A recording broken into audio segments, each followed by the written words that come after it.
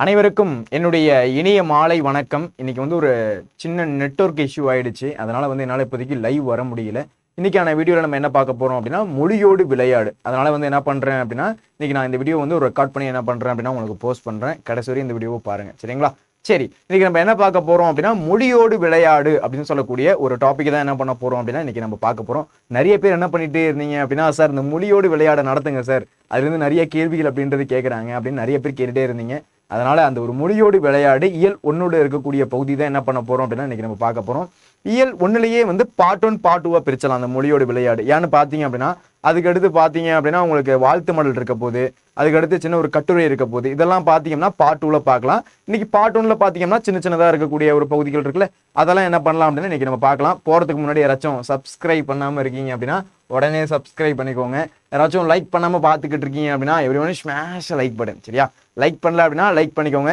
Subscribe பண்ணல அப்படின்னா உடனே சப்ஸ்கிரைப் பண்ணிக்கோங்க. அப்பதான் இதுக்கு அடுத்து பார்த்தீங்கன்னா உங்களுடைய ஃபர்ஸ்ட் மிட்டம்ல ஸ்டார்ட் ஆகி உங்களுடைய போர்டு எக்ஸாம், பப்ளிக் எக்ஸாம் வரை என்ன பண்ண போறோம் அப்படின்னா உங்களுக்கு சப்போர்ட் பண்ண போறோம். அதுக்கு நீங்க ஃபர்ஸ்ட் சப்ஸ்கிரைப் பண்ணியிருந்தா அப்படின்ட்டு தான் உங்களுக்கு வீடியோ டக்குன்னு உங்களுக்கு நோட்டிஃபிகேஷன் வந்துட்டே இருக்கும், போடக்கூடிய லைவ்ஸ்லாம். அதுக்கடுத்து அப்கமிங்ல பார்த்தீங்கன்னா ஹோம் டெஸ்ட் வைக்க போறேன், அப்புறம் சர்ப்ரைஸ் டெஸ்ட் இருக்க போது, அதுக்கடுத்து தமிழ் வாத்தி வைவா இருக்க போகுது. இது மாதிரி ஏகப்பட்ட செஷன் அப்படின்றது உங்களுக்கு சர்ப்ரைஸாக காத்துட்டு இருக்கு.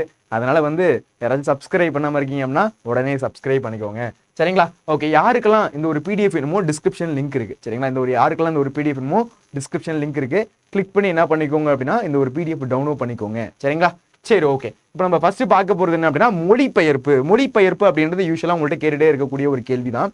எங்க சார் கேட்பாங்க அப்படின்னா சில டைம் பார்த்தீங்கன்னா ஃபர்ஸ்ட் மிட்டம்லேயே சில இடத்துல கேட்குறாங்க, இல்லை அப்படின்னா சில ஸ்கூலில் பார்த்தீங்க அப்படின்னா ஸ்கூல் டேர்ம் வைஸ் தானே வைக்குவாங்க.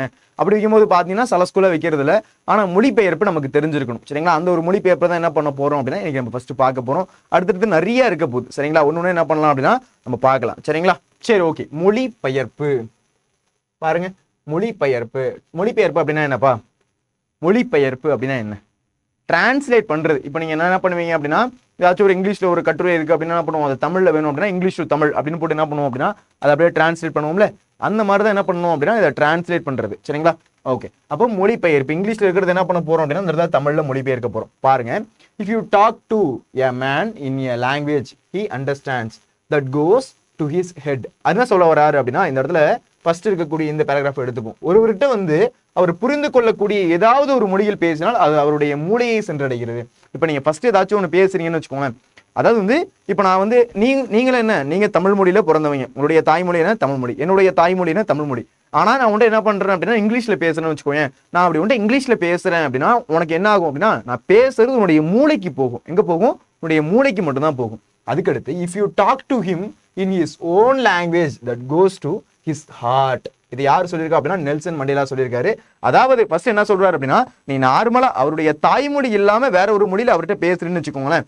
அப்படி பேசும்போது அவருக்கு புரிதல் எங்க போய் ஸ்டோர் ஆகுதான்? அவருடைய தலையில, அவருடைய மூளையில போய் ஸ்டோர் ஆகுது. அதுவே அவருடைய தாய்மொழியில பேசுனீங்க அப்படின்னு வச்சுக்கோங்க, அது எப்படி இருக்கான்? அதுவே அவர் தாய்மொழியில் பேசினால் அது அவருடைய இதயத்தை சென்றடைகிறது. அது எங்க போய் சென்றடைதான்? அவருடைய ஹார்ட்டுக்கு போய் சென்றடைதான். உண்மைதானே? இப்போ என்னதான் இங்கிலீஷ்ல ஃபுல்லா நம்ம பீட் விட்டு பேசிட்டே இருந்தாலும் உடைய தாய்மொழியில நம்ம பேசும்போது வந்துட்டான்டா இவன் தாண்டா நம்ம ஆடு அப்படி என்ன பண்ணுவோம், நம்மளுடைய தாய்மொழியில யாரு பேசுறாங்களோ அவங்களுக்கு நமக்கு தான் என்ன ஆகும் அப்படின்னா ஒரு கனெக்ட் ஏற்படும். கரெக்டா இல்லையா? அப்போ என்னதான் வேற மொழி எவ்வளவோ மொழி இருந்தாலும் நமக்கு எந்த மொழி ரொம்ப பிடிக்கும்? நம்மளுடைய தாய்மொழி தான் நமக்கு ரொம்ப பிடிக்கும். உண்மையா இல்லையா? கரெக்டு தானே? சொல்றது கரெக்டு தானே? அப்போ அதே தான் இந்த இடத்துல என்ன பண்ணிருக்காரு அப்படின்னா நெல்சன் மண்டேலா சொல்லியிருக்காரு. நான் இந்த இடத்துல எக்ஸாம்பிளுக்கு உங்களுக்கு இங்கிலீஷ் அப்படின்னு சொன்னா இந்த மாதிரி வேற எந்த லாங்குவேஜ்லாம் உங்கள்ட்ட பேசலாம். அப்படி பேசும்போது உனக்கு அந்த லாங்குவேஜ் தெரியுது அப்படின்ற பட்சத்தில் உங்களுக்கு என்ன ஆகும்? அந்த லாங்குவேஜில் என்ன சொல்ல வராங்க அப்படின்றத புரிஞ்சுக்க முடியும். புரிஞ்சுக்கிட்டு எங்க போகும்? அதோடைய மூளைக்கு மட்டும் தான் போகுமே தவிர அதுவும் இதயத்துக்கு போகாது. அப்படி இதயத்துக்கு போறது எது அப்படின்னு வச்சுக்கோங்க, நம்முடைய தாய்மொழியான தமிழ் மொழி தான், சரியா? அப்ப நான் தாய்மொழியான இப்போ நீயே சொல்ல, நான் நிறைய தடவை ஒன்று நான் பேசியிருப்பேன், சில டைம் நான் சோகமா பேசியிருப்பேன். சோகமா பேசும்போது நீ எப்படி இருப்ப? ஓ, சோகமா இந்த விஷயத்த சொல்றாங்க அப்படின்னு ஃபீல் பண்ணியிருப்பேன். நம்மளுடைய தமிழ்லே நிறைய கதையெல்லாம் உங்கள்கிட்ட நான் சொல்லியிருக்கேன். தமிழ்ல கதை சொல்லும்போது உங்களுக்கு எப்படி இருக்கும் அப்படின்னா சார் இந்த இது ரொம்ப சேடா இருக்கு சார் அப்படின்னு என்ன பண்ணீங்க அப்படின்னா நிறைய பேர் சேட் எமோஜி போட்டு விட்டீங்க. அதே மாதிரி நான் காமெடி சொன்னேன் அப்படின்னா எல்லாரும் சிரிக்கிற எமோஜி போட்டு விடுவீங்க. அப்போ நம்மளுடைய தாய்மொழியில நான் உன்ட்ட சொல்றேன், தமிழ் மொழியில நான் உன்ட்ட எதை சொன்னாலும் எப்படி இருக்கும்? உனக்கு கனெக்ட் பண்ற மாதிரி இருக்கும். அதுதான் இந்த இடத்துல சொல்றாரு. இதை சொன்னது யார் அப்படின்னா நெல்சன் மண்டேலா, சரிங்களா? ஓகே, என்னன்னு பார்த்துக்கோங்க. If you talk to a man in a language he understands that goes to his head. அப்போ ஒருவர்கிட்ட அவர் புரிந்து கொள்ளக்கூடிய ஏதாவது ஒரு மொழியில் பேசினால் அது அவருடைய மூளையை சென்றடைகிறது. இப்போ நீ ஏன் என்கிட்ட இங்கிலீஷ்ல பேசுறேன்னு வச்சுக்கோங்க, நான் தடுமாறி என்ன பண்ணிப்பேன் அப்படின்னா புரிஞ்சுப்பேன். ஆனா புரிஞ்சு எங்க போயிருக்கும், என்னுடைய மூளைக்கு தான் போயிருக்குமே தவிர என்னுடைய இதயத்துக்கு போகாது. ஏன்னா அது என்னுடைய விருப்பமான மொழி இல்லைல்ல. அது ஏதோ ஒரு மொழியில நீங்க பேசுறீங்க, அது ஏதோ ஒரு மொழியில என்கிட்ட பேசும்போது நான் புரிஞ்சுக்கிறேன், தடுமாறி என்ன பண்ணிக்கிறேன், அதை நான் புரிஞ்சுக்கிட்டு அது எங்க போய் ஸ்டோர் ஆகுது, என்னுடைய மூளையில மட்டும்தான் ஸ்டோர் ஆகுதே தவிர என் இதயத்துக்கு போகல. அப்போ அதுக்கடுத்து if you talk to him his own language that goes to his heart அப்படின்னு சொல்றாரு. யார் சொல்லியிருக்கா? நெல்சன் மண்டேலா சொல்லியிருக்காரு. சரிங்களா? ஓகே, அது அவர் தாய்மொழியில் பேசினால் அது அவருடைய இதயத்தை சென்றடைகிறது. ஒருவேளை நீங்க அவருடைய தாய்மொழியில பேசுனீங்க அப்படின்னு வச்சுக்கோங்களேன், அது எங்க போய் சென்றடைதான், அவருடைய இதயத்துல போய் சென்றடையுது அப்படின்றது சொல்றாங்க. இதை யார் சொல்லியிருக்கா? Nelson Mandela. ஈஸியா எழுதலாம். சார் எனக்கு இதெல்லாம் எனக்கு புரியாது சார், எனக்கு தமிழ் மீடியம் சார் அப்படின்னு நினைச்சேன் அப்படின்னா இதை ஃபுல்லா மனப்பாடம் பண்ணிக்கோ. இந்த ஹெட்டு ஹார்ட்னு வருது, நெல்சன் மண்டேலான்னு வருது தெரியுது அப்படின்னா இதை அப்படியே நீங்க எழுதி வச்சிடலாம். சரியா? ஓகே, புரிஞ்சிருச்சா?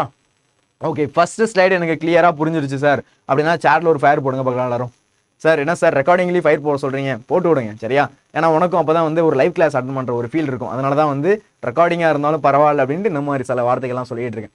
எல்லாரும் வந்து இந்த ஒரு ஃபர்ஸ்ட் ஸ்லைடு கிளியர் அப்படின்னா சேட்ல ஒரு ஃபயர் போடுங்க பார்க்கலாம். போட்டாச்சா? Okay, super super super. இப்போ நம்ம அடுத்த ஸ்லைட் போலாமா? சூப்பர். ஓகே, அடுத்த ஸ்லைட் பாருங்க. அடுத்து பாத்தீங்க அப்படின்னா language is the road map of a culture. அதாவது லாங்குவேஜ் அப்படின்றது என்ன சொல்றாங்க அப்படின்னா ஒரு road map of the culture.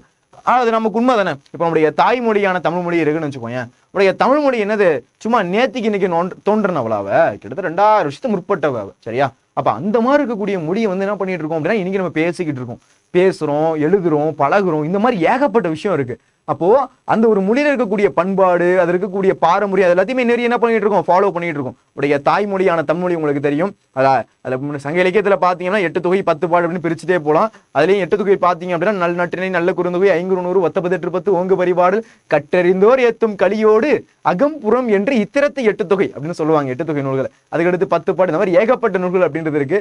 அதெல்லாம் எப்படி வாழணும், அகம் அப்படின்றது ஒரு தலைவன் தலைவி இடையிலான உறவு நிலையை பத்தி சொல்றாங்க. எந்த மாதிரி வந்து அவங்க வாழ்ந்தாங்க, தலைவன் தலைவியிடையே இருந்தவருடைய உறவு முறை எப்படி இருந்துச்சு, இதை பத்தி பேசுறாங்க.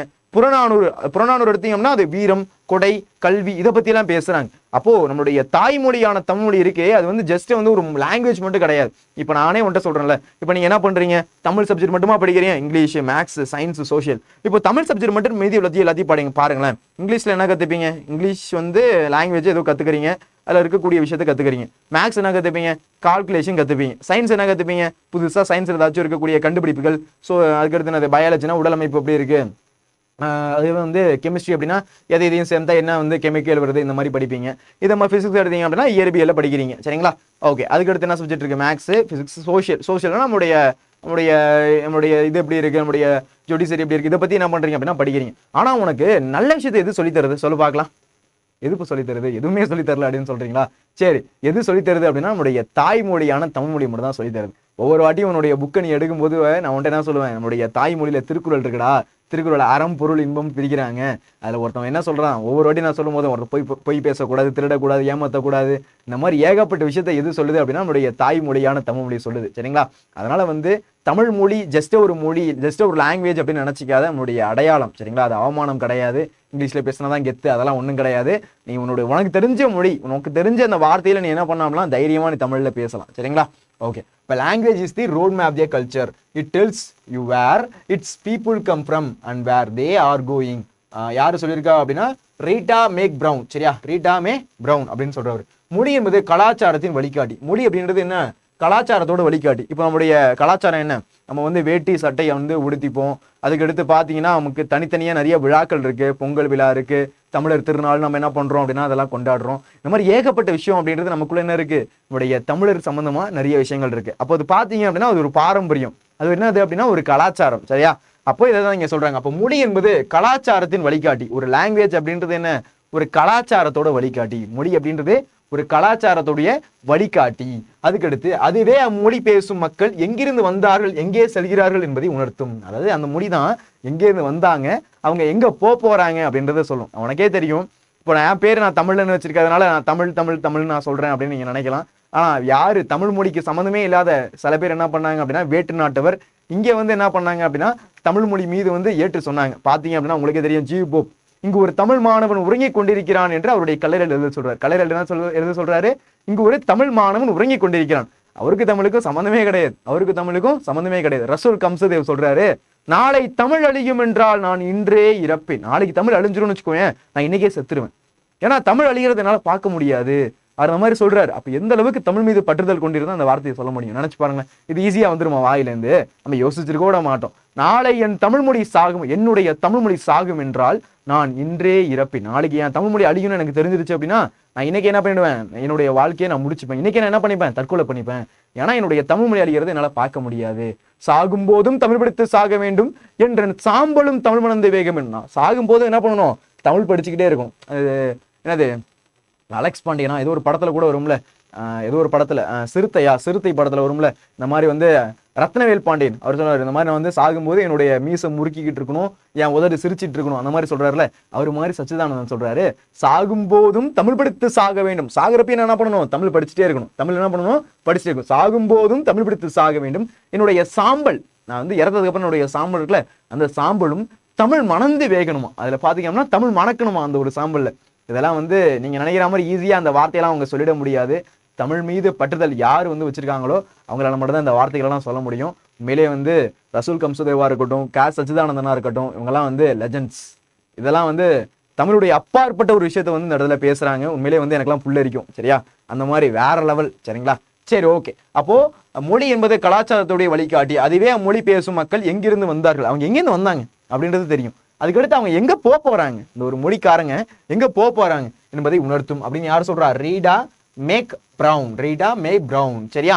ஓகே. இப்போ உங்களுக்கு மொழிபெயர்ப்பு 2 மொழிபெயர்ப்பு நான் உங்களுக்கு சொல்லி கொடுத்துருக்கேன். இயல் 1ல இந்த மாதிரி ஒரு இயல் நான் கம்ப்ளீட் பண்ணும்போது என்ன பண்ணுவேன் அப்படின்னா, மொழியோடு விளையாடு அப்படின்றத பார்ட் 1 பார்ட் 2 அப்படின்ற மாதிரி பிரிச்சு நான் 2 வீடியோவா போட போறேன்.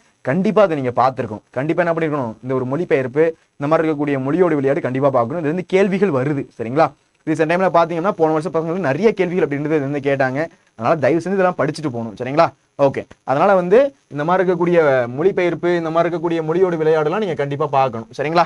சரி, ஓகே. இப்ப அடுத்து பாருங்க, பிழைகளை திருத்தி எழுதுக. பிழைனா என்ன சார்? பிழைனா தப்பா இருக்கும்டா. தப்பா இருக்குது. பிழை அப்படின்னா என்ன? தப்பா இருக்கு. தப்ப என்ன சொல்றாங்க அப்படின்னா திருத்தி எழுத சொல்றாங்க. தப்ப என்ன சொல்றாங்க? திருத்தி எழுத சொல்றாங்க. பிழைகளை திருத்தி எழுதுக. பாருங்க, தேனிலே ஊறிய செந்தமிழின் சுவை, தேரும் சிலப்பதிகாரம் அதை, ஊனிலே எம்முயிர் உள்ளளவும் நிதம், ஓதி உணர்ந்தின் புருவமே அப்படின்னு என்ன பண்ணிருக்காங்க அப்படின்னா ஒரு பாடல் அப்படின்றது இந்த இடத்துல கொடுத்துருக்காங்க. சரிங்களா? சரி, இந்த பாடல்ல சில பிழைகள் இருக்கு. என்ன இருக்கு? பிழை அப்படின்னு நம்ம யூஸ்வலா உங்களுக்கு தெரியும்ல, சார் ஸ்பெல்லிங் மிஸ்டேக் வருது சார் அப்படின்னு சொல்லுவீல, இந்த மாதிரி பாத்தீங்க அப்படின்னா இதுல நிறைய ஸ்பெல்லிங் மிஸ்டேக் இருக்குது.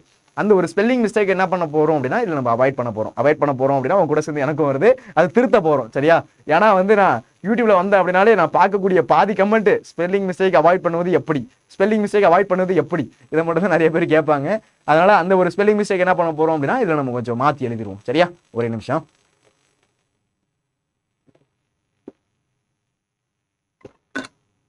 ஓகே, சரி, கவனிக்கிறீங்களா? சரி, பாருங்க, தேனிலே அப்படின்னா இது எது சொல்றாங்க? தேன், குடிக்கக்கூடிய தேன் இருக்குல்ல, எப்படி இருக்கும்? ஸ்வீட்டா இருக்கும்ல, அந்த தேனிலே அப்படின்றது 2 சுழி நீ. சரியா? தேனிலே ஊறிய அப்படின்றது இந்த பெரிய ரீ. சரிங்களா?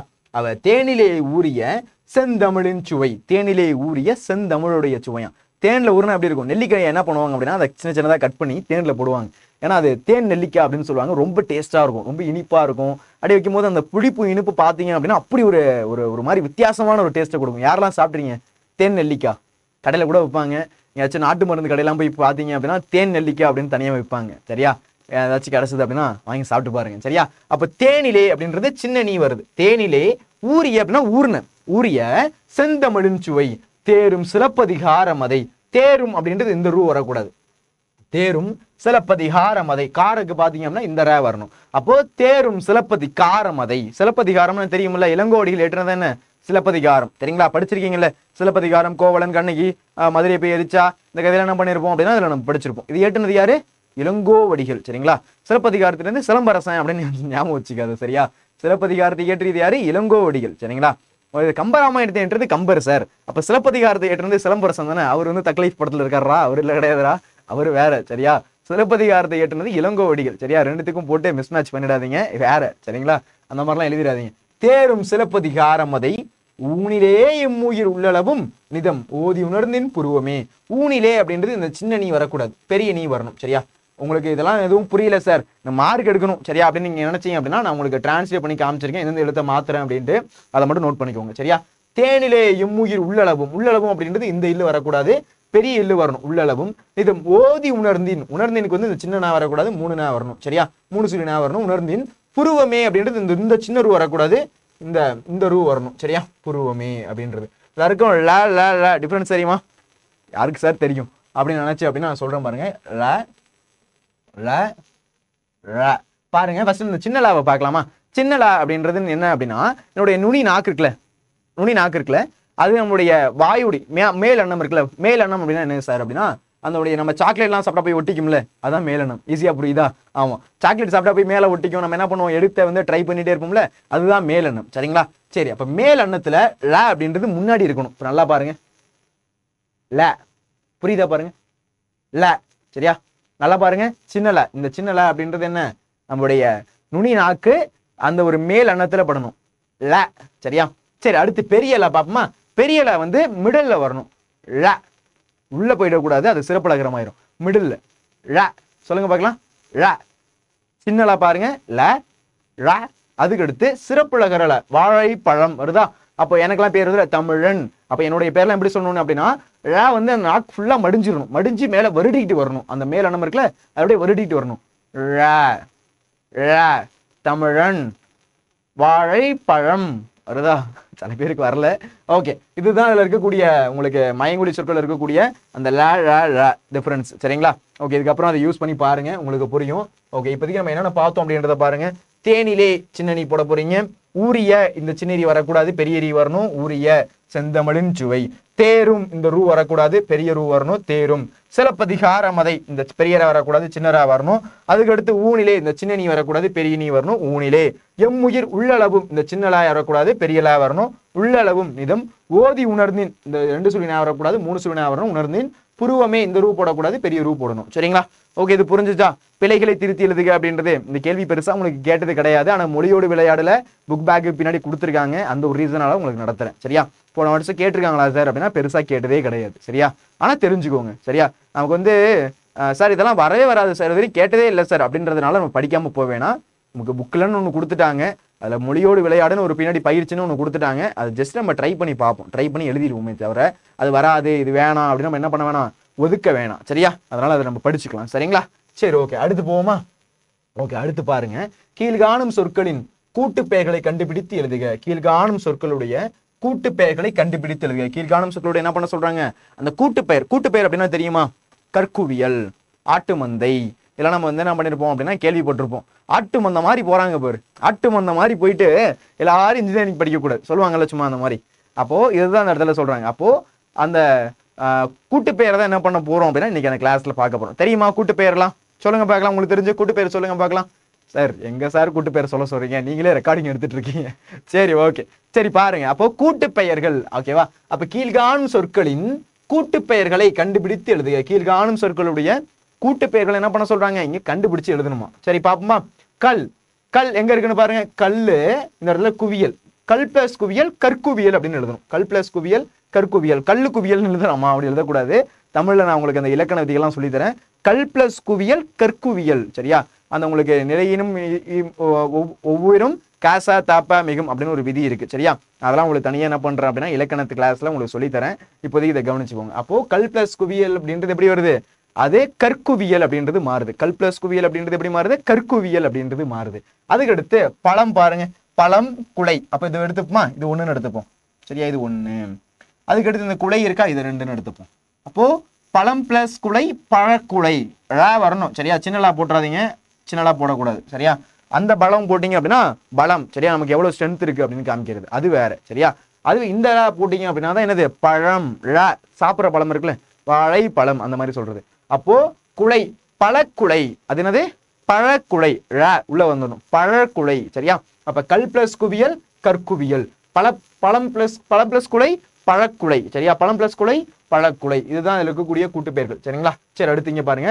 புல்லு, புல்லுக்கட்டு. சரியா? புல்லுக்கட்டு அப்படின்றது சரிங்க, புற்கட்டு அப்படின்னு எழுதலாம். புற்கட்டு, புல்கட்டு, புற்கட்டு அப்படின்னு எழுதுறோம். புல் அப்படின்றது என்ன, புல்லுதா? சரியா? நானு புல்லு, இந்த புல்லு இருக்கு, அந்த அருகும் புல்லு இருக்கு அப்படின்னு சொல்லும்ல. அப்போ புல் பிளஸ் கட்டு புற்கட்டு, புல்லுக்கட்டு அந்த மாதிரி இருக்கக்கூடியது. சரியா? இப்போ புற்கட்டு அப்படின்னு வருது. அது பாருங்க, இது எங்க வருது, இது 3ஆவதா இருக்கு. சரியா? ஓகே, அடுத்து பாருங்க. ஆட்டு மந்தை, எது நாடு, ஆட்டு மந்தை அப்படின்னு கிடைக்குது. அப்ப இந்த இடத்துல பாத்தீங்க அப்படின்னா உங்களுக்கு 4த்துக்குமே இந்த இடத்துல என்ன ஆயிடுச்சு, எக்ஸாம்பிள் உங்களுக்கு கிடைச்சிருச்சு. அப்ப கல் பிளஸ் குவியல் கற்குவியல், பழம் பிளஸ் குலை பழக்குலை, புல் பிளஸ் கட்டு புற்கட்டு, ஆடு பிளஸ் மந்தை ஆட்டு மந்தை. இதுல ஏதாச்சும் டவுட் இருக்கா? இதுல யாருக்காச்சும் ஏதாச்சும் டவுட் இருக்கா? இது வரை எல்லாருக்கும் புரியுதா? அப்ப கல் பிளஸ் குலை கல் பிளஸ் குவியல் கற்குவியல், பழ பிளஸ் குலை பழக்குலை, புல் பிளஸ் கட்டு புற்கட்டு, ஆடு பிளஸ் மந்தை ஆட்டு மந்தை. அவ்வளவுதான். புரியுதுங்களா எல்லாருக்கும்? ஏதாச்சும் டவுட் இருக்கா? ஓகே, அடுத்து போயிடலாமா? அடுத்து போகலாம் சார். இந்த ஸ்லைடு வரையும் எனக்கு பக்கா கிளியர் சார் அப்படின்னா சார்ட்ல ஒரு ஃபயர் போட்டு பார்க்கலாம். இது வரையும் எனக்கு பக்கா கிளியர் சார் அப்படின்னா சார்ட்ல ஒரு ஃபயர் போடுங்க பார்க்கலாம். Okay, super super super. அப்போ கல் பிளஸ் குவியல் கற்குவியல், பழம் பிளஸ் குலை பழக்குலை, புல் பிளஸ் கட்டு புற்கட்டு, ஆடு பிளஸ் மந்தை ஆட்டு மந்தை. அவ்வளவுதான். கீழ்காணும் கொஸ்டினை புரிஞ்சுக்கோங்க. கொஸ்டினை புரிஞ்சுட்டு நீங்க ஆன்சர் பண்ணலாம். இதெல்லாம் பாத்தீங்க அப்படின்னா உங்களுக்கு ஒன் வேர்ட்ல எங்கேயாச்சும் கேட்க வாய்ப்பு இருக்கு. ஒன் வேர்ட்ல பாத்தீங்கன்னா இன்டீரியர் 1 மார்க் இருக்குல்ல. ஏன்னா ஃபர்ஸ்ட் டைம்லாம் பாத்தீங்க அப்படின்னா உங்களுக்கு தமிழ்நாடு ஃபுல்லா ஒரே எக்ஸாமா நடக்காது. ஸ்கூலு இல்ல டிஸ்ட்ரிக்ட் என்ன பண்ணுவாங்க, அந்த மாதிரி எக்ஸாம் நடத்துவாங்க. அப்ப அங்க இருக்கக்கூடிய லோக்கல் இருக்கக்கூடிய டீச்சர்ஸ் தான் என்ன பண்ணுவாங்க அப்படின்னா உங்களுக்கு இந்த மாதிரிலாம் கொஸ்டின்ஸ் இருப்பாங்க. அப்ப இந்த மாதிரி கொஸ்டின்ஸ் எல்லாம் கேட்கறதுக்கு வாய்ப்பு இருக்கு. சரியா? அதனால வந்து இந்த ஒரு கொஸ்டின் என்ன பண்ணிக்கோ அப்படின்னா தெளிவா படிச்சுக்கோ. இதெல்லாம் படிச்சுட்டு அப்படின்னா வரக்கூடிய எக்ஸாம்ல இந்த கேள்விலாம் வந்துச்சு அப்படின்னா ஈஸியா எழுத முடியும். சரிங்களா? ஓகே, அடுத்த கொஸ்டின் போலாமா? ஓகே, அடுத்த ஸ்லைட் போலாமா? ஓகே, அடுத்து பாருங்க வினைமுற்றை வினையாளனையும் பெயராக மாற்றி தொடர்களை இணைத்து எழுதுக. நான் இது சிம்பிளா சொல்லவா? வினையாளனை பெயர் அப்படின்னு வச்சுக்கோங்க, ஒரே ஒரு விஷயம் தான்டா. வினையாளனையும் பெயர் அப்படின்னா உங்களுக்கு தொழிலை செய்யக்கூடிய கருத்தா. நான் உங்களை பெருசா போட்டு குழப்ப விரும்பல, நான் சின்னதா சொல்றேன், சிம்பிளா சொல்றேன், புரிஞ்சுக்கோங்க. சரிங்களா? தொழிலை செய்யும் கருத்தா.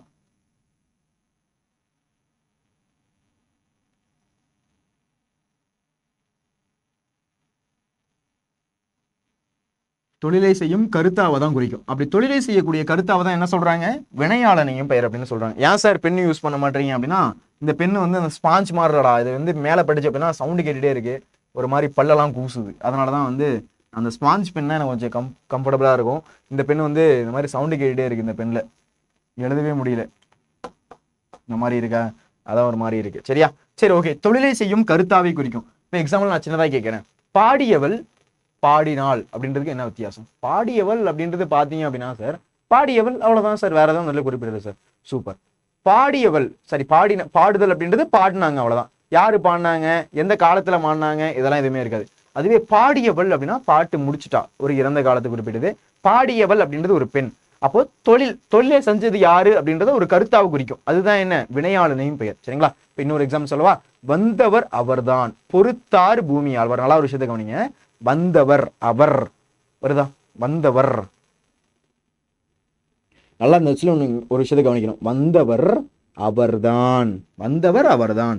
பொறுத்தார் பூமி ஆழ்வார். பாருங்க, பொறுத்தார் பூமி ஆழ்வார். அப்போ வந்தவர் பொறுத்தார் இந்த மாதிரிலாம் என்ன ஆகுது அப்படின்னா இந்த ஒரு சென்டென்ஸ் முடியுது. சரியா? அப்ப அந்த மாதிரி இந்த இடத்துலயும் பாத்தீங்க அப்படின்னா அவர், இவர், அவரை, இவரை அந்த மாதிரி முடியணும். புரியுதா? நான் உங்களுக்கு சிம்பிளா சொல்ற மாதிரிங்க. அவர், இவர், அவரை, இவரை இந்த மாதிரி இந்த இடத்துல முடியுது அப்படின்னா அதுதான் வினையாளனையும் பெயர். போட்டு குழப்பிக்க வேணாம், யாரும் குழப்பிக்காதீங்க. தொழிலை செய்யக்கூடிய கருத்தா. சரியா? தொழிற்பெயர் வேற, வினையாளனையும் பெயர் வேற. சரியா?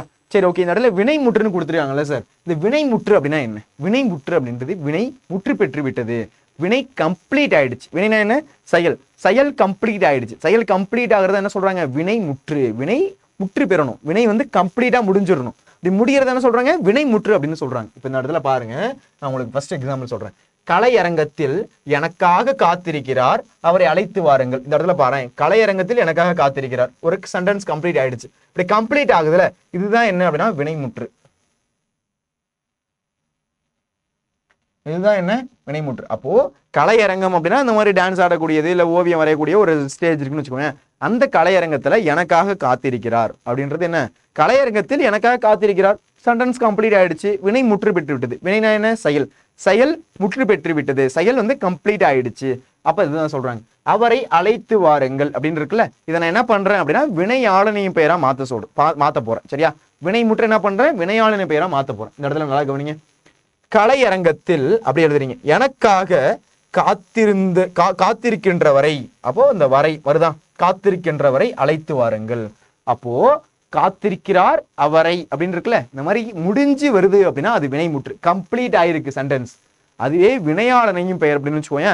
தொழிலை செய்யக்கூடிய கருத்தா அவரை, இவரை அந்த ஒரு சென்டென்ஸுக்குள்ளே வரும். அப்போ கலையரங்கத்தில் எனக்காக காத்திருக்கின்றவரை, கலையரங்கத்துல எனக்காக காத்திருக்கின்றார்ல அவர் அழைச்சிட்டு வாங்க, காத்திருக்கின்ற வரை அப்படின்னு சொல்லணும். அப்ப கலையரங்கத்தில் எனக்காக காத்திருக்கின்ற வரை, காத்திருக்கிறார், காத்திருக்கின்ற வரை எனக்காக அழைத்து வாருங்கள். அப்ப கலையரங்கத்தில் எனக்காக காத்திருக்கின்ற வரை அழைத்து வாருங்கள். புரியுதா? ஓகே, அடுத்த ஸ்லைட்ல இருக்கிறது பார்க்கலாமா? அடுத்து 2, 3, 4 பார்க்கலாமா? புரியுதா எல்லாருக்கும்? யாருக்காச்சும் டவுட் இருக்கா? சார் புரியுது ஆனா புரியல அந்த மாதிரி இருக்கா? சரி, ஓகே, விடுங்க. ஃபர்ஸ்ட் தடவை பார்க்கும்போது உங்களுக்கு கொஞ்சம் வினையாளின் பெயர் வினைமுற்றெல்லாம் கொஞ்சம் கண்ணை கட்டி காட்டில் விடுற மாதிரி இருக்கும். நான் அடுத்தடுத்து நிறைய டெஸ்ட்லாம் கண்டக்ட் பண்ணும்போது நான் இன்னும் நிறைய எக்ஸாம்பிள் சொல்லி உங்களுக்கு சொல்லித்தரேன். இப்போதைக்கு ஜஸ்ட் ஒரு விஷயம் புரிஞ்சுக்கோங்க. வினையாளின் பெயர் அப்படின்றது வந்தவர் அவர்தான், பொறுத்தார் பூமி ஆழ்வார், இந்த மாதிரி இருக்கக்கூடியதெல்லாம் வினையாளினி பெயர். இப்போ வெறும் வினையா பாடுதல் அப்படின்னு வச்சுக்கோங்க, பாடுதல் பாடுனாங்க அவ்வளவுதான். இதுவே பாடியவள் அப்படின்னா பாட்டு பாடுனது ஒரு பெண்ணு, பாடி முடிச்சுட்டா, பாடியவள் அப்படின்றது பாட்டு முடிச்சுட்டா. அப்ப பாத்தீங்க அப்படின்னா காலத்தை குறிப்பிடுது, ஆனா பெண்ணான்னு குறிப்பிடுது, இது எல்லாத்தையும் குறிப்பிடுச்சு அப்படின்னா அதுதான் வினையாளினி பேர். வினைமுற்றுனா என்ன? கம்ப்ளீட் ஆயிருக்கு, அவ்வளவுதான். நான் என்ன சொல்றேன்? வினையாளினி பேரா மாத்த சொல்றேன். அப்ப வந்தவர் அவர்தான், பொறுத்தார் பூமி ஆழ்வார், இது எல்லாத்தையும் நான் என்ன பண்ண சொல்றோம்னா இன்க்ளூட் பண்ண சொல்றேன். அப்ப கலையரங்கத்தில் எனக்காக காத்திருக்கின்ற வரை அழைத்து வாருங்கள். புரியுதா? இப்ப வினைமுற்று என்ன பண்றோம்? வினையாளனின் பெயரா இந்த இடத்துல மாத்துறோம். வினைமுற்று என்ன பண்றோம்? வினையாளனின் பெயரா இந்த இடத்துல மாத்துறோம். புரியுதாப்பா? ஓகே, சரி, இந்த இடத்துல கவனிங்க. இப்ப நான் அடுத்து சொல்றேன்.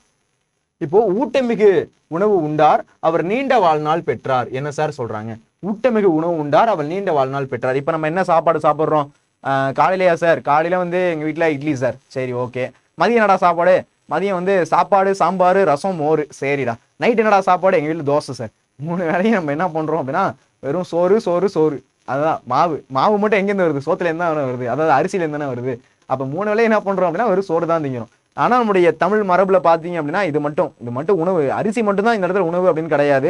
நிறைய திணைவைகள் இருந்துச்சு, கம்பு இருந்துச்சு, சோளம் இருந்துச்சு, ஏகப்பட்ட விஷயம் அப்படின்றது இருந்துச்சு. ஆனா இன்னைக்கு காலத்துல பாத்தீங்கன்னா அதெல்லாம் நம்ம எதுவுமே கன்சியூம் பண்றது இல்ல. காலையில பாத்தீங்கன்னா இட்லி சட்னி, அதுக்கடுத்து மதியம் பாத்தீங்கன்னா சோறு குழம்பு, நைட்டு பாத்தீங்கன்னா தோசை சட்னி. எப்பயாச்சும் ஒரு நாள் என்ன பண்றாங்க, ஆசைக்கு அந்த சப்பாத்தி அதெல்லாம் கண்ணில் காமிக்கிறாங்க. மற்றபடி பெருசா நம்ம என்ன பண்றது இல்லை அப்படின்னா இந்த உணவுக்கெல்லாம் பெருசா நம்ம சாப்பிட்றது இல்லை. கரெக்டா சொல்றேன்னா? ஓகே. அப்ப அந்த மாதிரி ஊட்டமிகுன்னா நல்ல உணவு, ஊட்டமிகு உணவு உண்டார், அவர் நீண்ட வாழ்நாள் பெற்றார். அவர் நீண்ட வாழ்நாள் என்ன பண்றாரா? பெற்றார். இப்போ ஊட்டமிகு உணவு உண்டார், அவர் நீண்ட வாழ்நாள் பெற்றார். அப்ப பாருங்க, ஊட்டமிகு உணவு உண்டவர் நீண்ட வாழ்நாள் பெற்றார். ஊட்டமிகு உணவு உண்டவர் நீண்ட வாழ்நாள் பெற்றார் அப்படின்றது என்ன பண்றாங்க இந்த இடத்துல சொல்றாங்க. அப்போ ஊட்டமிகு உணவு உண்டவர், அப்போ உண்டாருன்னு இருக்குல்ல, அது என்ன பண்றேன்? உண்டவர் அப்படின்னு மாத்துறேன். புரியுதா? புரியுது ஆனா புரியல அந்த மாதிரி சொல்லக்கூடாது. பாருங்க, அப்ப ஊட்டமிகு உணவு உண்டார் அப்படின்றது எப்படி மாத்துறோம்? உண்டவர் அப்படின்னு மாத்துறோம். உண்டவர், பொறுத்தார் பூமி ஆழ்வார், வந்தவர் அவர்தான், இதெல்லாம் என்ன? வினையாளின் பெயர் அப்படின்னு சொல்லி கொடுத்தேன். சரியா? அப்ப இந்த இடத்துல பாருங்க, ஊட்டமிகு உணவு உண்டவர் அவர் நீண்ட வாழ்நாள் பெற்றார். அப்ப உண்டவர் அப்படின்றது வருதா? இப்ப நீண்ட நாள் உணவு உண்டவர் நீண்ட நாள் வாழ்நாள் பெற்றார், அவ்வளவுதான். சரியா? சரி, அதே மாதிரி பாருங்க, நேற்று என்னை சந்தித்தார் அவர் என் நண்பர். இந்த இடத்துல என்ன இருக்கு?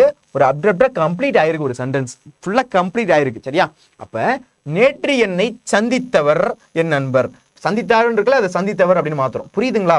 ஒரு 2 சென்டென்ஸ் பார்க்கும்போதே உங்களுக்கு புரிஞ்சிருக்கும். சந்தித்தார் இருக்கு, சந்தித்தவர் அப்படின்னு மாத்துறோம், அவ்வளவுதான். அப்போ நேற்று என்னை சந்தித்தார், சந்தித்தவர் என் நண்பர். பொது அறிவு நூல்களை தேடி பார்த்தார். பார்த்தார் அப்படின்றது பொது அறிவு நூல்களை தேடி படித்தவர் போட்டித் தேர்வில் வென்றார், அவ்வளவுதான். பொது அறிவு நூல்களை தேடி படித்தவர் போட்டித் தேர்வில் வென்றார், அவ்வளவுதான். சிம்பிள் தான். சரியா? அந்த இடத்துல வந்து உங்களுக்கு கம்ப்ளீட் ஆயிருக்கும். அது என்ன பண்றீங்க? படித்தவர், அதுக்கடுத்து சந்தித்தார் அப்படின்னு சந்தித்தவர், உண்டவர் அந்த மாதிரி மாத்தி விட்டீங்க அப்படின்னா அதுதான் வந்து வினையாளினின் பெயர். சரியா? இன்னும் எனக்கு தெரியல சார் அப்படின்னா இதை மனப்பாடம் பண்ணிக்கோங்க, அவ்வளவுதான். சரியா? ஓகே, அவ்வளவுதான். இது மொத்தமே அவ்வளவுதான் சென்டென்ஸ் இருக்கு. உங்களை பெருசா வந்து புக்குக்கு வெளிலேருந்து போய் இதையும் கேட்க போறது இல்ல, புக்லேருந்து தான் கேட்க போறாங்க. அப்படி கேட்கும்போது இந்த சென்டென்ஸ் தான் தெரியுது அப்படின்னு பார்த்துட்டு உங்களுக்கு அப்படியே உங்களுக்கு குழப்பமா இருக்கு அப்படின்னா அதை மனப்பாடம் பண்ணிக்கோங்க. சந்தித்தார் அப்படின்றது என்ன பண்ண போறீங்க? சந்தித்தவர். தேடி படித்தார் அப்படின்றது எப்படி மாறுது? படித்தவர், அவ்வளவுதான். சரியா? வேற எதுவும் வந்து உங்களுக்கு குழப்பறதே கிடையாது. சிம்பிளா என்ன பண்ணிடலாம் அப்படின்னா நீங்க மார்க் எடுத்துக்கலாம். சரியா? ஓகே, இதுவரையும் எல்லாருக்கும் புரியுதா? இதுவரையும் எல்லாருக்கும் கிளியரா? பாருங்க,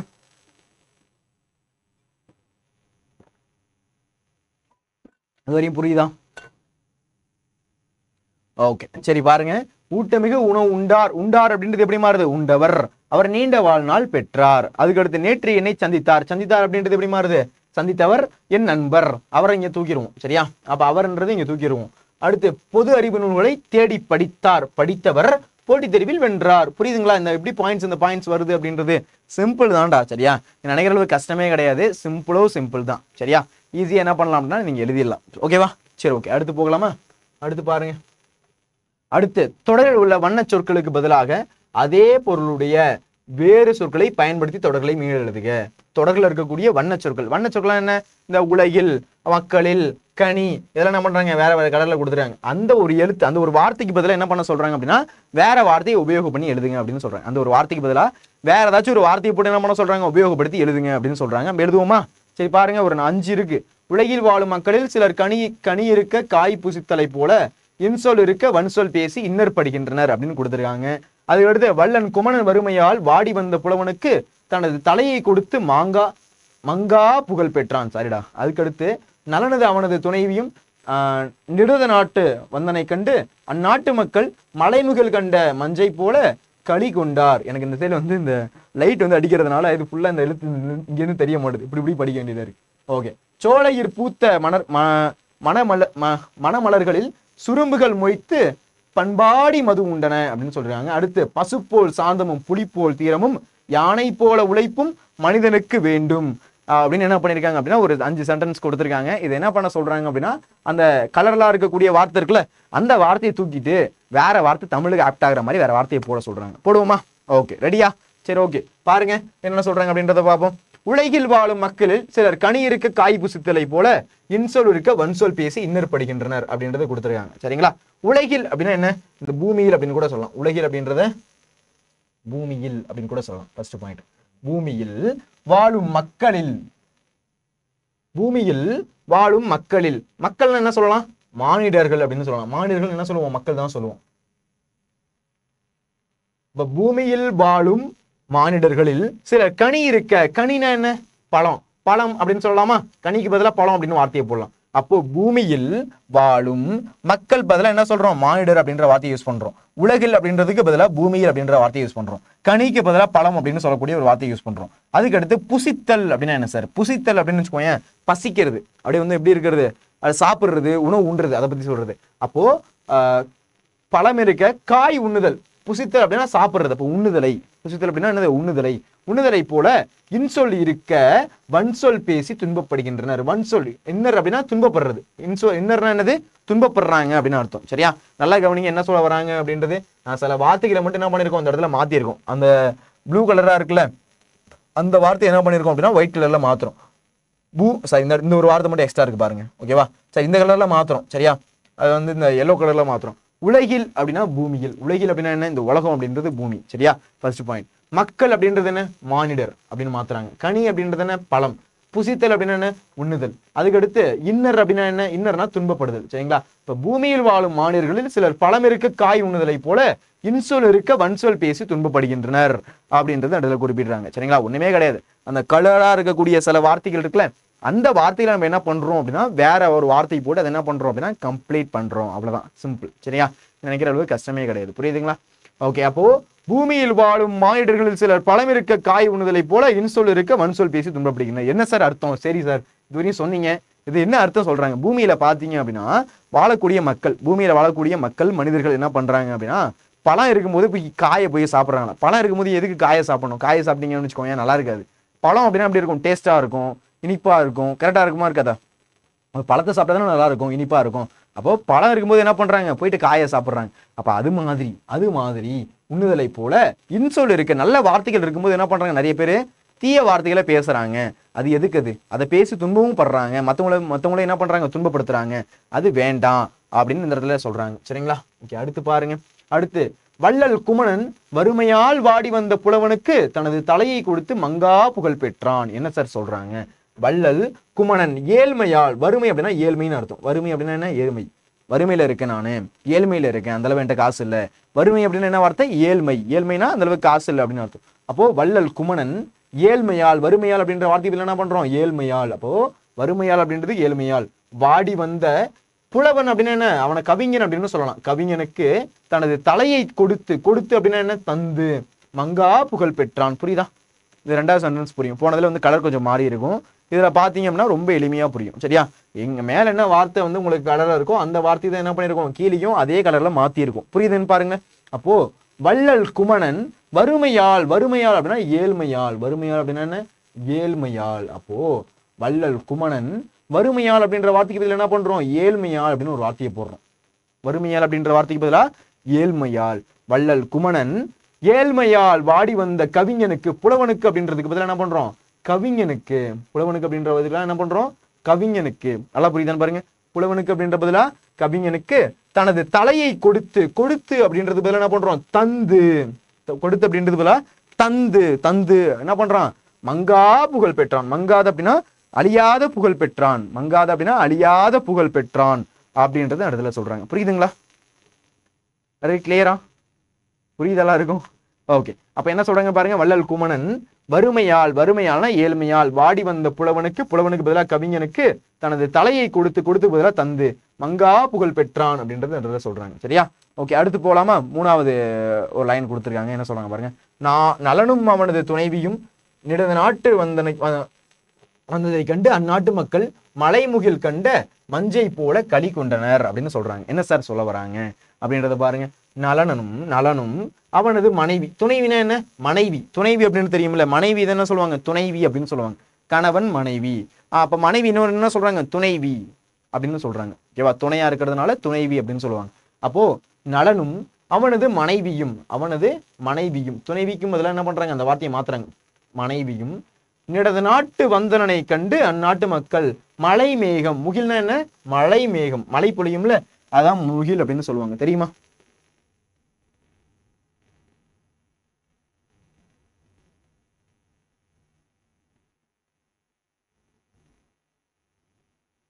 சாரிடா, இதில் வராது.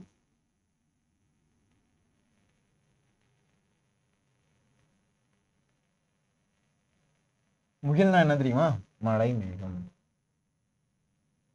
மழை. அப்ப இந்த இடத்துல கவனிங்க.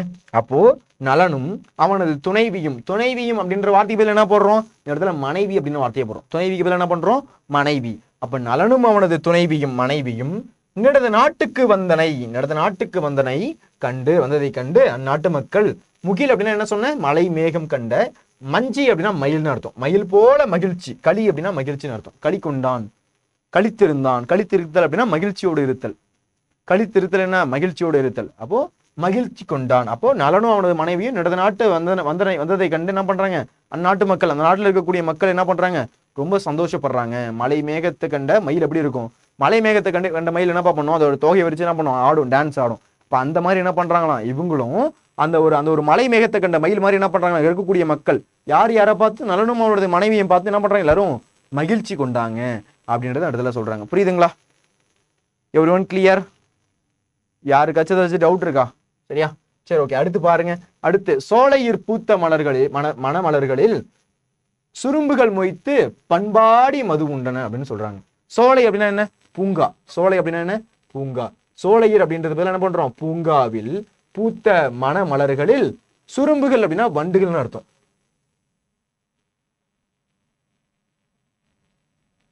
வண்டுகள் மொய்த்து பண்பாடி, பண் அப்படின்னா இசைன்னு அர்த்தம். பண் அப்படின்னா என்ன, இசை. பண்பாடி அப்படின்னா என்ன சார் அப்படின்னா இசைப்பாடி.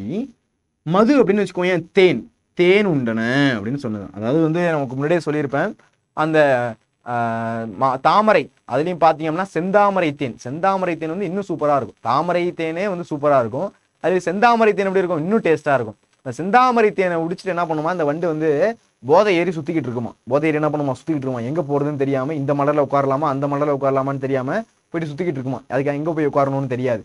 அது மாதிரி நம்மளுடைய பாவலர் ஏறி பெருஞ்சித்தனா இருக்காருல, அவருக்கு தமிழ் போதை ஏறிடுச்சான். தமிழ் படிக்கல அப்படின்னா அவருக்கு தூக்கம் வராது. அந்த மாதிரி தமிழ் போதை ஏறி என்ன பண்றாரு, சுத்திக்கிட்டு இருக்காரு அப்படின்னு அவங்களுக்கு முன்னாடியே அன்னை மொழியில சொல்லி கொடுத்தேன். அந்த அதுதான் இங்க. சரியா? அப்போ சோலையீர் அப்படின்னா பூங்காவில் பூத்த மலர்களில், சுரும்புகள் அப்படின்னா வண்டுகள் மொய்த்து, பண்பாடி, பண்ண இசை, இசைப்பாடி தேன் உண்டன அப்படின்னு சொல்றாங்க. இசைப்பாடி தேன் உண்டன அப்படின்றது என்ன பண்றாங்க இந்த இடத்துல சொல்றாங்க. புரியுதுங்களா? சரி, அடுத்து பாருங்க. அடுத்து பசு போல் சாந்தமும் புலி போல் தீரமும் யானை போல உழைப்பும் மனிதனுக்கு வேண்டும்.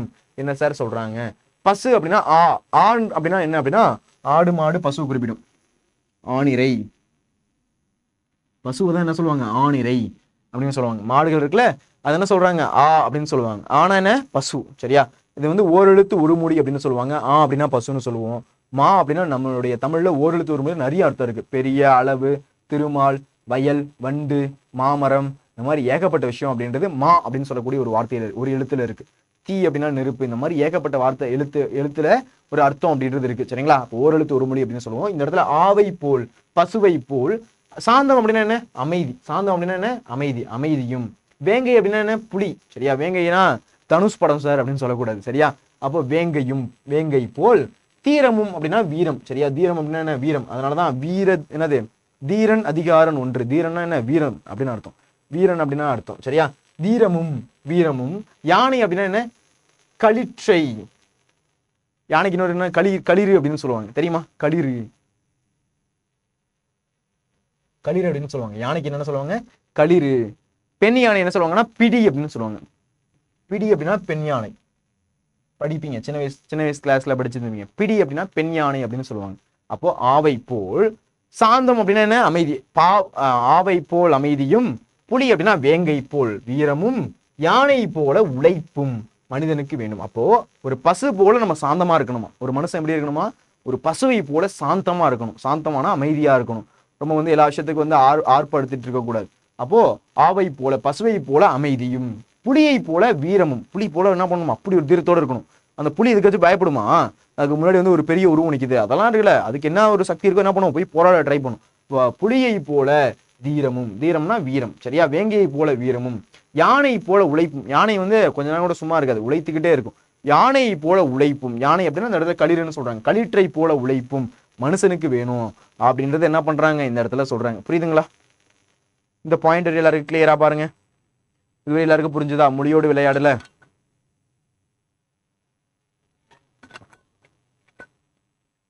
ஓகே, அடுத்து போகலாமா? சரி, அடுத்து பாருங்க. ஓகே, அடுத்து பாருங்க. சான்றோர் வளர்த்த தமிழ் என்ற தலைப்பில் கட்டுரை வரைக்க அப்படின்னு கொடுத்துருக்காங்க. சான்றோர் வளர்த்த தமிழ். நம்மளுடைய தமிழ் பார்த்தீங்க அப்படின்னா இன்னைக்கு நேத்தி வளர்ந்தது கிடையாது. எத்தனையோ வருஷத்துக்கு முற்பட்டு பார்த்தீங்க அப்படின்னா முதலில் நாவி அசைத்து பேச வைத்த மொழி அப்படின்னா எது அப்படின்னா நம்மளுடைய தமிழ் மொழி. அதுக்கு முன்னாடி என்ன பண்ணாங்க? இந்த மாதிரி சைகை காட்டிட்டு இருந்தாங்க. இந்த மாதிரி சாப்பிட்றேன், இந்த மாதிரி தூங்குறேன், இந்த மாதிரி சைகை காட்டிட்டு இருந்தாங்க. அந்த மாதிரி இருக்கவங்களை முதலில் நாவை அசைத்து பேச வைத்த மொழி எது அப்படின்னா நம்மளுடைய தமிழ் மொழி. சரிங்களா? அந்த மாதிரி சான்றோர்கள் என்ன பண்ணாங்க அப்படின்னா நம்மளுடைய தமிழ் மொழியை வளர்த்தாங்க. அந்த மாதிரி எந்த மாதிரி எந்தெந்த நூல்கள்லாம் நம்முடைய தமிழ் மொழி வளர்க்க காரணமா இருந்துச்சு அப்படின்றத என்ன பண்ண போறோம் அப்படின்னா இன்னைக்கான கிளாஸ்ல பார்க்க போறோம். சரியா? ஓகே, ஃபர்ஸ்ட் என்ன சொல்லியிருந்தேன்? குறிப்பு சட்டகம். அந்த இடத்துல குறிப்பிடல, ஆனா நீங்க குறிப்பு சட்டகம் அப்படின்றது போடணும். குறிப்பு சட்டகம் அப்படின்னு போட போறீங்க. ஒரு பாக்ஸ் கட்ட போறீங்க. அதுல பாத்தீங்க அப்படின்னா முன்னுரை போட போறீங்க, முடிவுரை போட போறீங்க, அதுக்கடுத்து நடுவில் சப் டாபிக் எழுத போறீங்க. இதெல்லாம் முடிச்சுட்டு தலைப்பு. சரியா? இதுக்கு முன்னாடி நீங்க என்ன பண்ணி குறிப்பு சட்டகம் அப்படின்றது போட்டிருக்கணும். அதுக்கடுத்து தலைப்பு. தலைப்பு என்ன கொடுத்துறாங்க? சான்றோர் வளர்த்த தமிழ். ஒண்ணுமே கிடையாது, கொஸ்டின்லேயே கொடுத்துறாங்க. கொஸ்டின்ல இருக்கிறத நீங்க பார்த்து எழுதுனீங்க அப்படின்னா போதும். தலைப்பு என்ன? சான்றோர் வளர்த்த தமிழ். புரியுதுங்களா? சான்றோர் வளர்த்த தமிழ், அதுதான் என்னது? தலைப்பு அப்படின்றது. சரிங்களா? சரி, ஓகே. இப்ப அடுத்து என்ன பண்ண போறீங்க? முன்னுரை அப்படின்னு போட போறீங்க. முன்னுரை. சரியா? முன்னுரை அப்படின்னா என்ன? இந்த ஒரு கட்டுரையில எதை பத்தி பார்க்க போறோம், அவ்வளவுதான். ஜஸ்ட் அவ்வளவுதான். இந்த ஒரு கட்டுரையில எதை பத்தி நம்ம பார்க்க போறோம், எதை பத்தி நான் சொல்ல போறேன் அப்படின்றத என்ன? முன்னுரை அப்படின்றது. சரிங்களா?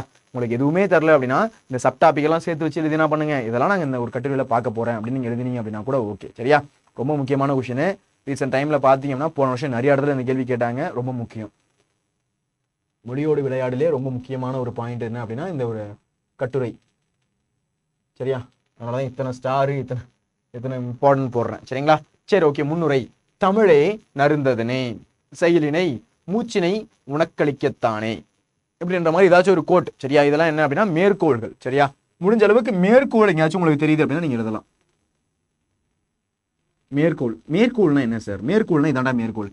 தமிழே நருந்தேனே, தமிழே நருந்தேனே, செயலினை மூச்சினை உனக்களிக்கத்தானே, செயலினை மூச்சினை உனக்களிக்கத்தானே அப்படின்னு சொல்றாங்க. உங்களுக்கு இந்த மாதிரி வேற ஏதாவது தமிழை பத்தி தெரியுது, அதை கூட நீங்க என்ன பண்ணலாம் அப்படின்னா எழுதலாம். இப்ப எக்ஸாம்பிளுக்கு பாத்தீங்கன்னா அரியாசனம் உனக்கேயானால் சரியாரும் உண்டோ தமிழே, அரியாசனம் உனக்கேயானால் சரியாரும் உண்டோ தமிழே, அதை கூட நீங்க என்ன பண்ணலாம்னா ஒரு மேற்கோள் மாதிரி எழுதலாம். இது தெரிஞ்சது அப்படின்னா எழுதலாம். அந்த மாதிரி உங்களுக்கு அன்னையும் மொழியே அழகார்ந்த செந்தமிழே, இதை கூட நீங்க எழுதலாம். சரியா? ஒரு முன்னுரை அப்படின்றது என்ன அப்படின்னா மேற்கோள். இந்த மாதிரி எழுதக்கூடிய கட்டுரையில பாத்தீங்கன்னா மேற்கோள் அப்படின்றது இருக்கணும். பாருங்க, நிறைய நான் சொல்லிட்டே இருக்கேன், மறந்து போயிடக்கூடாது. நான் சொல்ற பாயிண்ட்ஸ் எல்லாம் நோட் பண்ணி வச்சுக்கோங்க. பார்க்கலாம். ஃபர்ஸ்ட் நீங்க என்ன பண்ணணும்? குறிப்பு சட்டகம் அப்படின்றது போடணும். ஓகே, குறிப்பு சட்டகம் போட்டேன் சார். குறிப்பு சட்டகம் அப்படின்றது நீங்க ஃபர்ஸ்ட் போட போறீங்க. சரியா?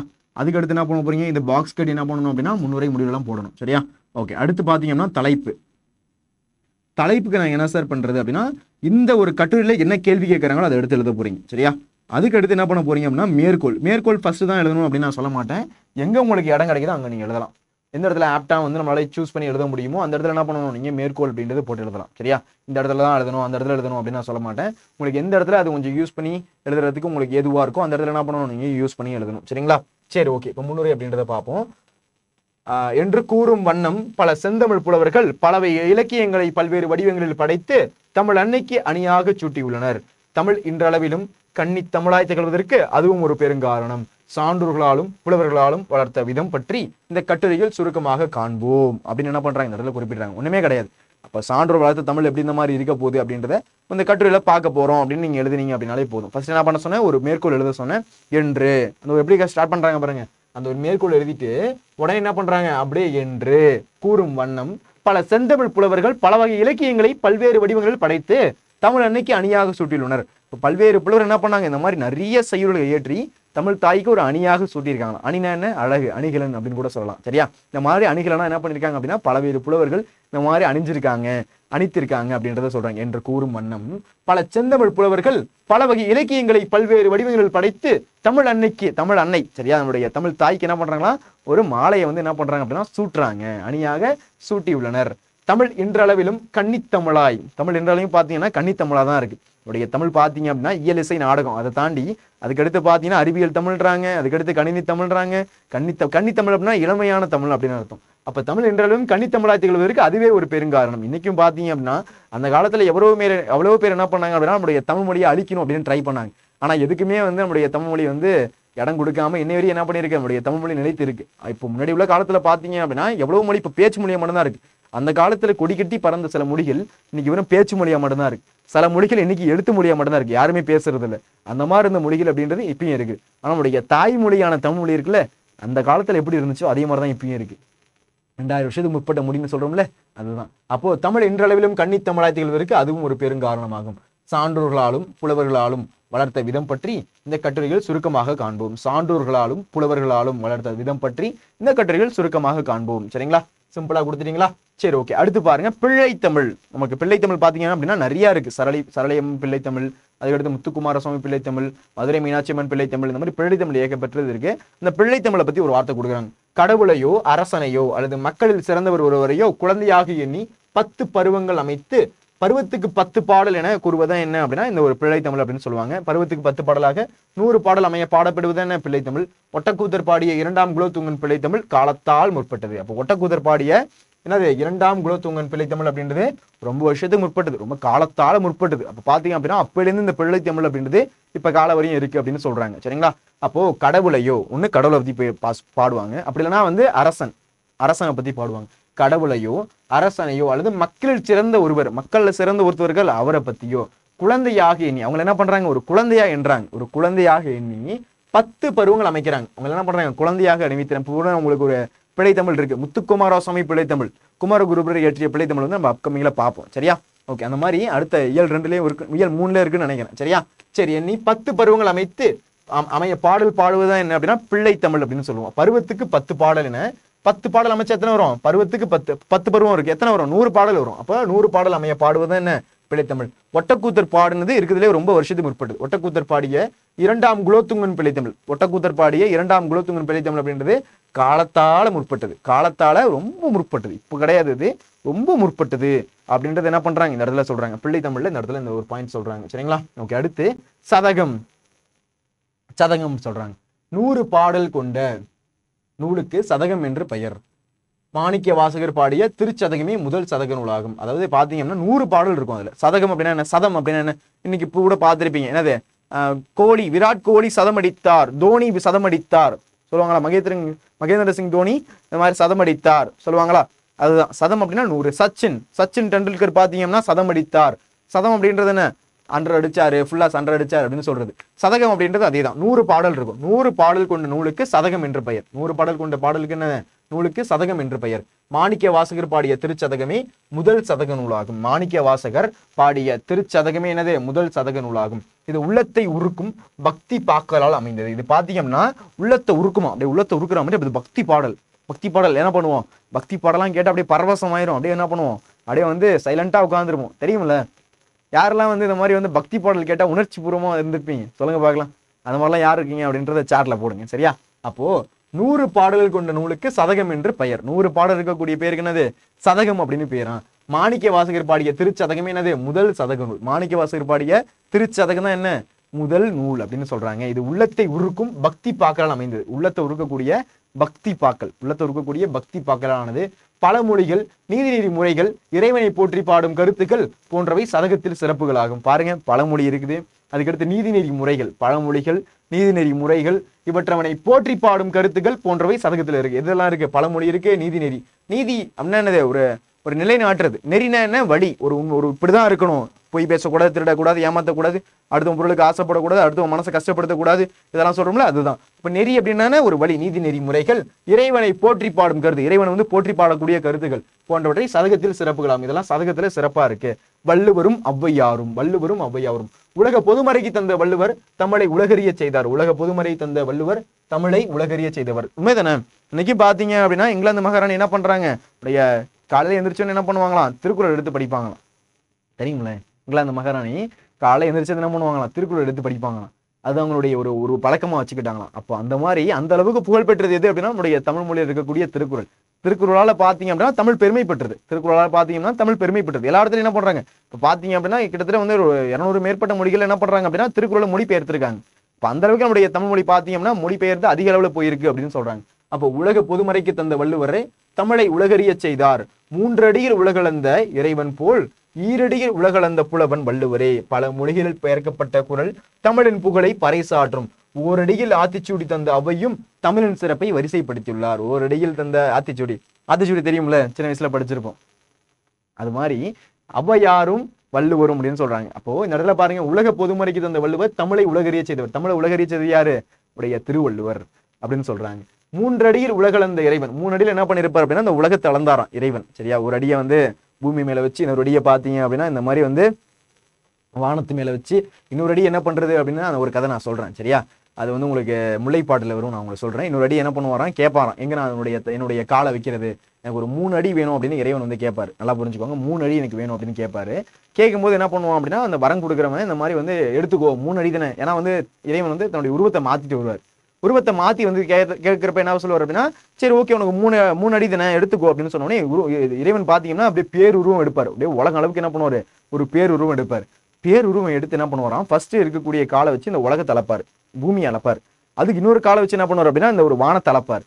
இன்னும் ஒரு காலை எங்க வைக்கிறதுன்னு தெரியாம என்ன பண்ணுவாரு? கேட்கும்போது அந்த வரம் கொடுத்தான்ல தீயவன், அவன் தன்னுடைய தலையை காப்பான், என்னுடைய தலையில வைங்க அப்படின்னு சொன்னோடனே தலையில வச்சு என்ன பண்ணுவார் அப்படின்னா பூமியோட அமைக்கிடுவார். சரியா? நான் அந்த கதையெல்லாம் உங்களுக்கு தனியா சொல்றேன். அந்த ஒரு உங்களுக்கு முல்லைப்பாட்டுல வரும், முல்லைப்பாட்டுல வரும்போது நான் சொல்றேன். சரியா? ஓகே. அப்ப 3 அடியில் உலகளந்த இறைவன் போல ஈரடியில் உலகளந்த புலவன் வள்ளுவரே. அப்ப 3 அடியில இறைவன் எப்படி இந்த உலகத்தை அளந்தாரோ அதே மாதிரி 2 அடியில் என்ன பண்ணிருக்காரு இந்த ஒரு வள்ளுவர்?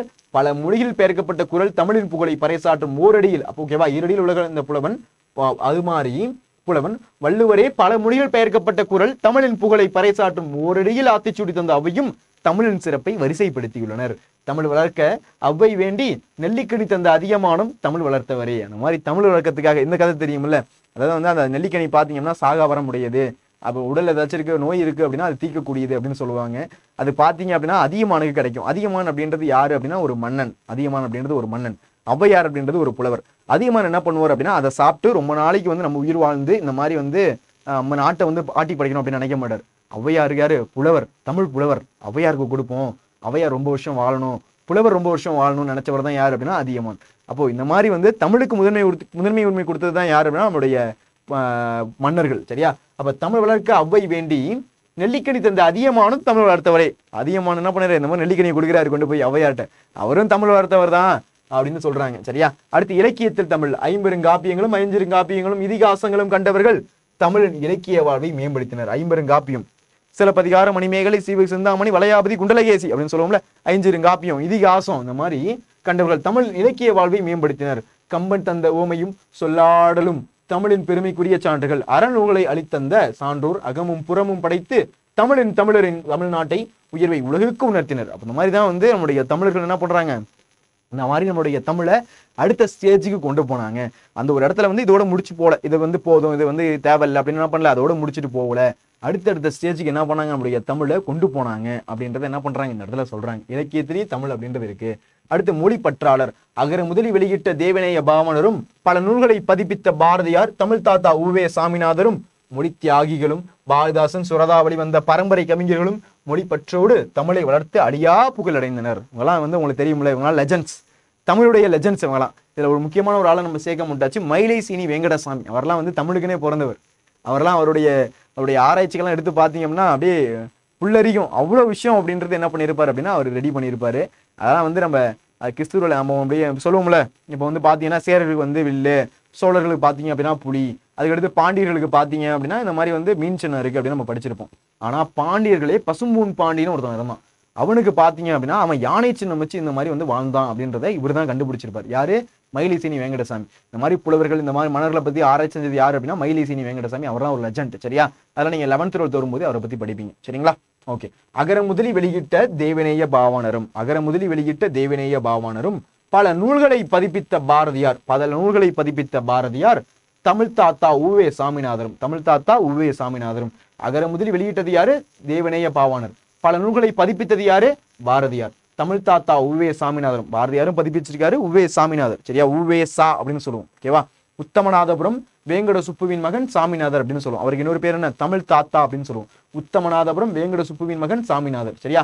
மொழி தியாகிகளும் பாரதிதாசன், சுரதா, சுப்புரத்தின தாசன் அப்படின்றது சுரதா என்ன அப்படின்னா சுரதா.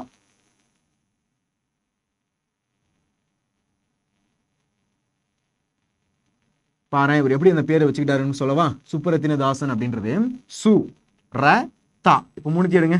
அந்த ஒரு படத்துல இருக்கும்ல, ராதாகிருஷ்ணன் பேர் வச்சேன், அதை சுருக்கி ராக்கின்னு வச்சுக்கிட்டான் அப்படின்னு இருக்கும்ல, அந்த மாதிரி இவர் பார்த்தீங்க அப்படின்னா சுப்புரத்தின தாசன் அப்படின்ற பேர் என்ன பண்ணிக்கிட்டாரு, அதை அப்படியே சுருக்கி சுரதா அப்படின்னு மாத்திக்கிட்டாரு. சுப்புரத்தின தாசன் பாருங்க, சு ர தா, அதுதான் என்ன பண்றாரு, சுப்புரத்தின தாசன் அப்படின்னு மாத்திக்கிறாரு. அப்போ மொழி தியாகிலும் பாரதிதாசன், பாரதிதாசனுடைய பேர் கனக சுப்புரத்தினம். அவனை என்ன பண்றாரு, பாரதியார் மீது பற்றுதல் காரணமா தன்னுடைய பேரை பாரதிதாசன் அப்படின்னு மாத்திக்கிறார். அதுக்கடுத்து சுரதா வெளிவந்த பரம்பரை கவிஞர்களும் மொழி பற்றோடு தமிழை வளர்த்து அழியா புகழடைந்த, தமிழை வளர்த்து என்ன பண்ணாங்க, அழியா புகழ் அடைஞ்சாங்க, அழியா புகழை பெற்றாங்க அப்படின்னு சொல்றாங்க. அதுக்கடுத்து முடிவரை வீறுநடை செம்மொழி, இதுக்கெல்லாம் வந்து ஒரு சவுண்டு பத்தாது. வீறுநடை செம்மொழி, வீறுநடை செம்மொழி தமிழ் மொழி உலகம் வேரூன்றிய நாள் முதல் மூத்தக்கூடிய முதல் மொழி அப்படின்னு சொல்லுவோம். சரியா? தமிழ் மொழியை வீறுநடை செம்மொழி தமிழ் மொழி உலகம் வேரூன்றிய நாள் முதல் மொழி அப்படின்னு சொல்லுவாங்க. உடைய தமிழ் இன்னைக்கு தோன்றதில்லை. சரியா? அதான் சொல்றாங்க வீறுநடை செம்மொழி தமிழ் மொழி என்ற பெருஞ்சித்திரனாரின் கூற்று முற்றிலும் உண்மையாகும். மேற்கூறியவாறு பல்வகை இலக்கியங்கள் சான்றோர் பலரால் பாங்காய் வளர்த்தன. சான்றோர்கள் தமிழை வளர்ப்பதில் தனி ஈடுபாடு கொண்டு செயல்பட்டனர். இத்தகைய சிறப்பு வாய்ந்த தமிழ் மொழியை காப்பது நம் தலையாய கடமையாகும். இருக்கக்கூடிய சிறப்பான தமிழை நம்ம வந்து காக்குறது அப்படின்றது நமக்கு இருக்கிறதுலேயே முக்கியமான ஒரு கடமை. சரியா? அதை வந்து ஜஸ்ட் வந்து ஒரு தமிழ் லாங்குவேஜ் அவ்வளோதானே அப்படின்னு நீங்கள் ஏளனமா யாரும் பார்க்கக்கூடாது. இது வந்து நம்மளுடைய தமிழ் பார்த்தீங்க அப்படின்னா நம்மளுடைய அடையாளம். சரியா? நம்மளுடைய அவமானம் கிடையாது, நம்மளுடைய அடையாளம். சரிங்களா? இது ஒரு பாயிண்ட் எல்லாரும் புரிஞ்சுக்கணும் அப்படின்றத அந்த இடத்துல கேட்டுக்கிறேன். சரிங்களா? ஓகே. வீறுநடை செம்மொழி தமிழ் மொழி என்ற பெருஞ்சித்திரனுடைய கூற்று முற்றிலும் உண்மை. அது என்னது? முற்றிலும் உண்மை. சரியா? மேற்கூறியவாறு பல்வேறு இலக்கியங்கள் சான்றோர் பலரால் பாங்காய் வளர்ந்தன. இந்த மாதிரி இருக்கக்கூடிய சான்றோர் பலரால் என்ன பண்ணுச்சு, தமிழ் அப்படின்றது அடுத்தடுத்த ஸ்டேஜுக்கு போணுச்சு. சான்றோர்கள் தமிழை வளர்ப்பதில் தனி ஈடுபாடு கொண்டு செயல்பட்டனர். சான்றோர் என்ன பண்றாங்க, இந்த மாதிரி தமிழ் வழக்கத்துல தனி ஈடுபாடு கொண்டு இருந்தாங்க. இத்தகைய சிறப்பு வாய்ந்த தமிழ் மொழியை காப்பது நம் தலையாய கடமையாகும் அப்படின்னு சொல்றாங்க. சரிங்களா?